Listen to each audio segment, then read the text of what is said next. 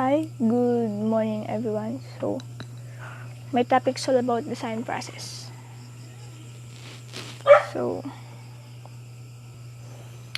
So, again, the HI design is considered as a solving process that has components like planned usage, target area, resources, cost and availability. It decides on the requirements of product similarities of balanced trade-offs. So, the HI design or the design process uses the process to define the steps needed to tackle each project and remember to hold all of your ideas and sketches throughout the process. So next is the following points are the 4 basic activities or interaction design. So the first is identifying requirements, building alternative design, developing interactive version of the design, evaluating design. So the first is identifying requirements. So the first is identifying requirements starts by identifying relevant project stakeholders or the exact needs and requirements of the user for this product is fully accessed. So the second is building alternative design. So the building alternative design is a multiple alternative design are produced that meets the above mentioned requirements. These are the accessible with regards of users to use of them before moving on one of or two designs. So next is developing interactive version of the design. So the basic interaction version of these designs are created and user actually experience and use of the data is then gathered or accessed. So next is the evaluating design. Evaluating design throughout the whole process, the work is accessed on how the user will experience it and how it meets the requirements previously. So set this is a continuous process that goes on throughout. So next is the design methodologies. So various methodologies have materialized since the inception that outline the techniques for human-computer interaction. So the following few design methodologies is the activity theory. So this is an HI method that describes the framework where the human-computer interaction take place. The activity theory provides reasoning, analytical tools, and interaction design. So the activity theory is a conceptual framework or originating from the social cultural tradition. The foundational concept of the framework is activity, so which is understood the purpose of transformative and developing interactions between actors and the world. So second is the user-centered design. So it provides users that center stage designs where they get the opportunity to work the designers and technical practitioners. So the user-centered design or UCD is a iterative design process in which designers focus on the user that their needs in each phase of the designer's process. So UCD involves user throughout the design process via variety or research and design techniques to create highly usable, accessible product for them. So next is the principle of user interface design. So tolerance, simplicity, visibility, affordance, consistency, structure, and feedback are the 7 principles used in the interface designing. So what is the principle of user interface design? Principle of user interface designs are instead to improve the quality of user interface design.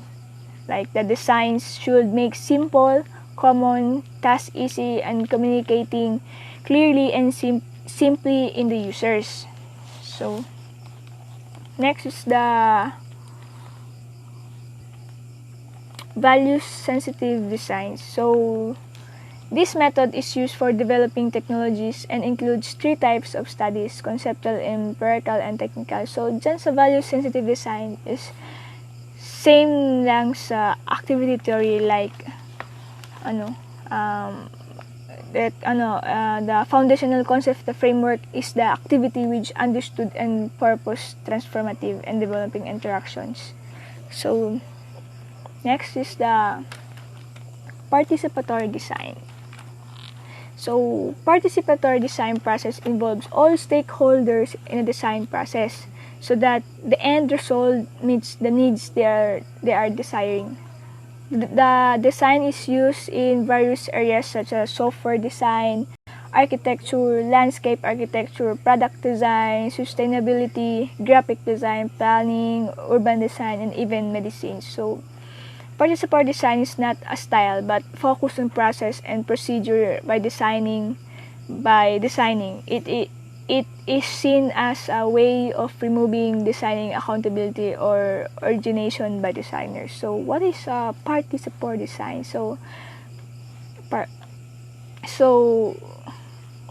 obvious naman na nakalagay lahat na design is used sa various areas such as software design, architecture, and all. So, for me, is the participatory design is originally cooperative design. So, it's an approach to design attempting to actively involve all stakeholders, like for example, employees, partners, customers, citizens, and others users. So, in a design process to help ensure the result meet their needs and is usable. So, that's all. Thank you. Good morning, ma'am. Good morning, classmates. I am Angelica Ignacio, assigned to report about task analysis. Task analysis plays an important part in user requirements analysis. These are the example of requirement analysis. Meron user profile, user task analysis, platform constraints, devices, software, hardware, and usability design principle. Task analysis is the procedure to learn the uses and abstract frameworks, the pattern used in workflows, and the chronological implementation of interaction with the GUI. It analyzes the ways in which the user partitions the tasks and sequences them. Task analysis is the process of learning about ordinary users by observing them in action to understand in detail how they perform and intent goals. What is a task? Human actions that contribute to a useful objective aiming at the system is a task. Task analysis defines performance of users, not computers. Hierarchical task analysis. Hierarchical task analysis is the procedure of disintegrating tasks into a subtask that could be analyzed using the logical sequence for execution. This would help in achieving the goal in the best possible way. A hierarchy is an organization of elements that, according to prerequisite relationship, describe the path of experiences a learner must take to achieve any single behavior that appears higher in the hierarchy. A hierarchical task analysis describes an activity in terms of specific goals like sub-goals, operations, and plans. Once the analysis is complete, the task activity is described in detail.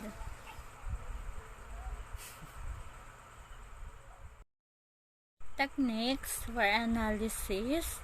First, task decomposition.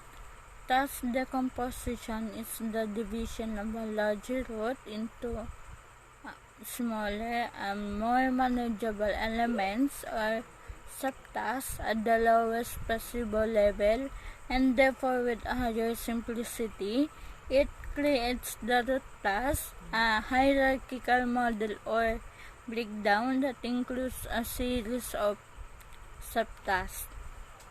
Second, knowledge-based technique. Knowledge-based technique is it takes advantage of inside knowledge of a human on a particular solving domain and tries to imitate the human problem solving process. This technology has been used to solve many real life problems.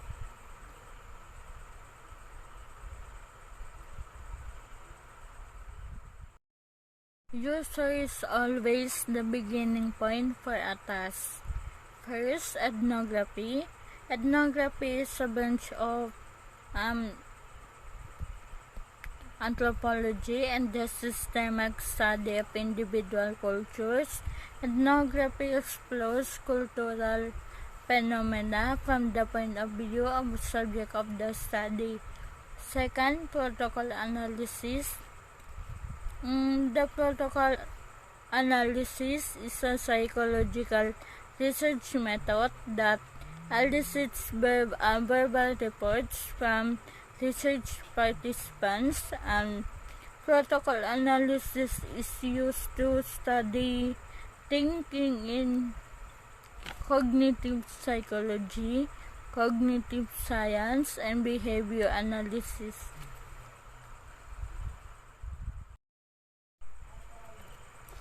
Engineering task models. Unlike hierarchical task analysis, engineering task models can be specified formally and are more useful. Characteristic of engineering task models. First, engineering task models have flexible notation which describe the possible activities clearly. Second, they have organized approach to support the requirement analysis and use of a task model in the design. Third, they support the cycle of in-condition design, solutions to problems that happen throughout applications. And last, finally, they let the automatic tools accessible to support the different phases of the design cycle. Engineering task models have flexible notation which describes the possible activities clearly, and they have organized approach to support the requirement like analysis and use of task model in the design. They support also the cycle of in-condition design, solutions to problems that happen throughout applications.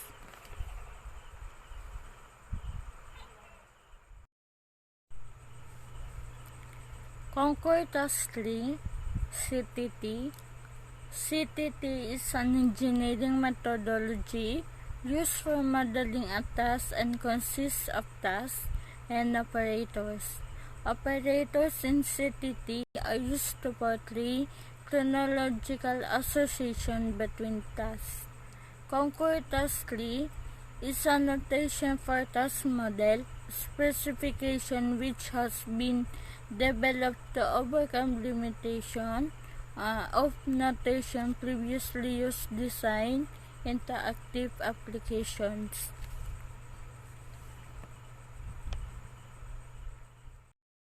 Following are the key features of CTT. First, focus on actions that users wish to accomplish. Focus on action means how to make a change actually happen. The holy grail of messaging is finding a way to make a message actionable. Second, hierarchical structure. Hierarchical structure refers to a company's chain of command, typically from senior management and executives to general employees. In other words, this structure applies to organizations with sole leaders and a flow of subordinates underneath them. Third, graphical syntax. The graphical syntax are a way to represent a context-free grammar. They represent graphical alternatives to Backus-Naur form, EBNF, augmented Backus-Naur form, and other text-based grammars and as meta-languages. And the last is rich set of sequential operators. Sequential operators. There is a style of programming called sequential operators, which means that the programmers can work on really narrow functionality and have the pieces go together to enable a very wide range of capability. Yun lang po. Thank you for listening. Hi everyone! So for today's video, I will tackle about my report topic, which is dialogue design. What is dialogue design? Is a construction of interaction between two or more beings or system. In HCI, a dialogue is studied at 3 levels. Lexical. Shape of icons, actual key pressed, etc. are dealt at this level. Syntactic. The order of inputs and outputs is an interaction are described at this level. Semantic. At this level, the effect of dialogue on the internal application is taken care of. Dialogue representation. To represent dialogue, we need formal techniques that serves two purposes. First is it helps in understanding the proposed design in a better way. Second is it helps in analyzing dialogues to identify usability issues. Questions such as does the design actually support undo can be answered. Introduction to formalism. There are many formalism techniques that we can use to signify dialogues. In this chapter, we will discuss on the 3 of these formalism techniques, which are the state transition network, the state charts, the classical Petri-nets. State transition network. STN are the most spontaneous, which knows that a dialogue fundamentally denotes to a progression from one state of the system to the next. The syntax of an STN consists of the following 2 entities. Circles. A circle refers to the state of the system, which is branded by giving a name to the state. Arc. The circles are connected with arcs and refers to the action resulting in transition from the state where the arc initiates to the state where it ends. This is the STN diagram. This is show how circles and arc connect. State chart. State chart represent complex reactive system that extends finite state machines. handle concurrency, and adds memories to FSM. It also simplifies complex system representation. State chart has the following states. Active state, the present state of the underlying FSM. Basic states. These are individual states and are not composed of other states. Superstates.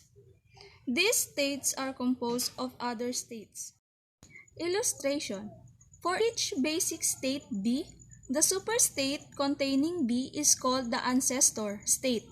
A superstate is called OR superstate if exactly one of its substates is active, whatever it is active. Let us see the state chart construction of a machine that depends battles on inserting coins. Example of a bendo machine and how bendo machine works. The above diagram explains the entire procedure of a bottle dispensing machine.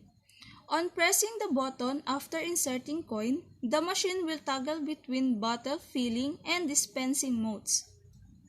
When a required request bottle is available, it depends the bottle. In the background, another procedure runs where any stock bottle will be cleared. The H symbol in step 4 indicates that a procedure is added to history of future access. Petri nets. Petri net is a simple model of active behavior which has 4 behavior elements such as place, transitions, arcs, and tokens.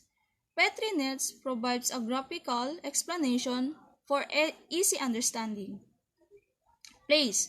This element is used to symbolize passive elements of the reactive system. A place is represented by a circle. Transition. This element is used to symbolize active elements of the reactive system. Transitions are represented by square and rectangles. Arc. This element is used to represent causal relation. Arc is represented by arrows. Token. This element is subject to change. Tokens are represented by small filled circles. Hello guys, good evening. Good morning to each and everyone. I am from Group 3. My name is Abdulhamid. I am going to report the visual thinking. What is visual thinking? When you say the visual thinking, is the thought or the communication using visual only. Like for example, if you are creating a design that using visual, make sure that the communication that you write is not only the kind of writing or written output.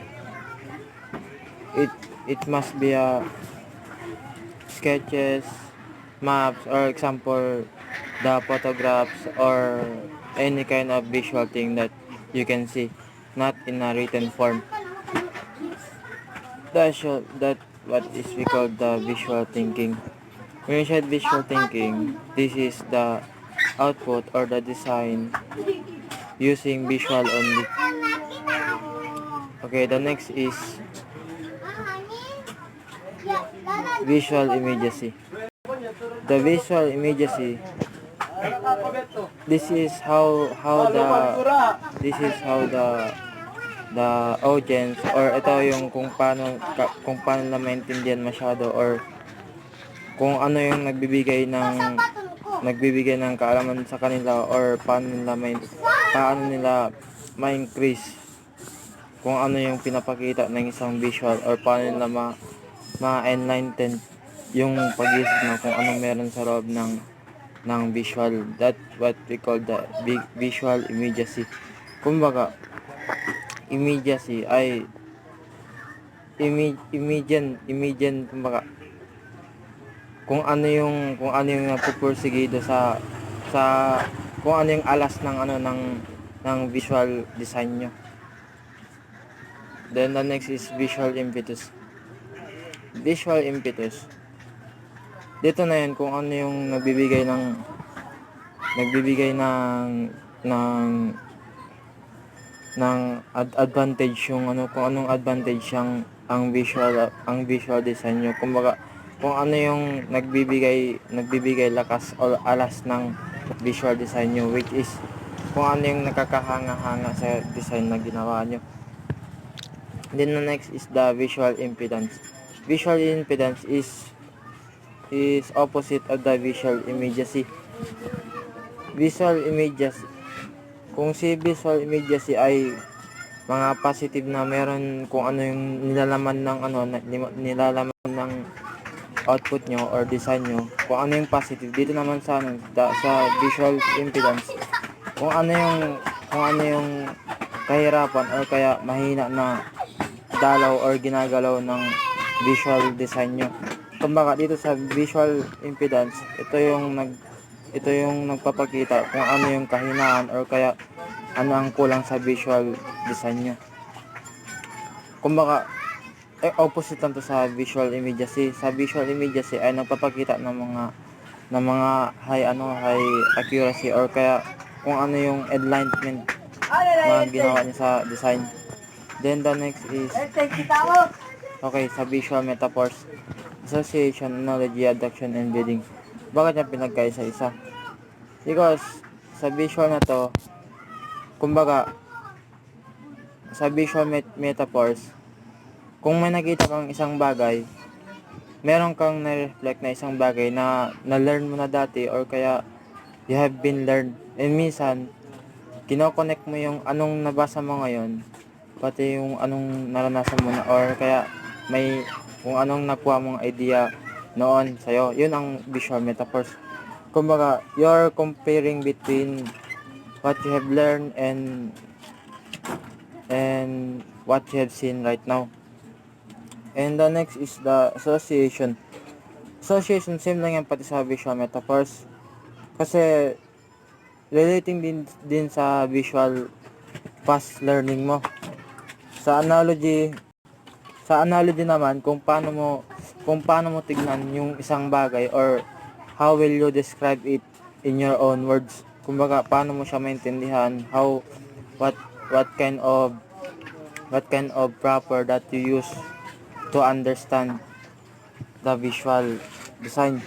And the abduction, when you said abduction, ito na yan done by the researchers from my investigation and another kind of, alam mo na yung mga tapos na research, may pinagkukuhaan ng kaalaman or kaya kumbaga may what did you call this, may investigation, pati may testing na siya, lahat nakuha ng information about sa research. Then sa blending, ito na yung combination or kaya mong ipag-combine yung naranasan mo or kaya kung ano yung nakita mo dati or kaya kaalaman mo dati tapos may nakita ka pa ngayon sa visual na yun, kaya mong i-combine or kaya mo siyang iisahin. Kumbaga, combine with the new ideas. Kung ano yung na-learn mo dati, tapos pati na-learn mo ngayon, kaya mo siyang buuin mag-isa. And that's all from the visual thinking. And as we call this, have a good day to everyone. And my name is Abdulhamid. Thank you. Kung ano man yung mali or kulang, kayo na bahala dun. You can ask me or kaya pwede rin kayo mag-research kasi estudyante lang ako. Thank you.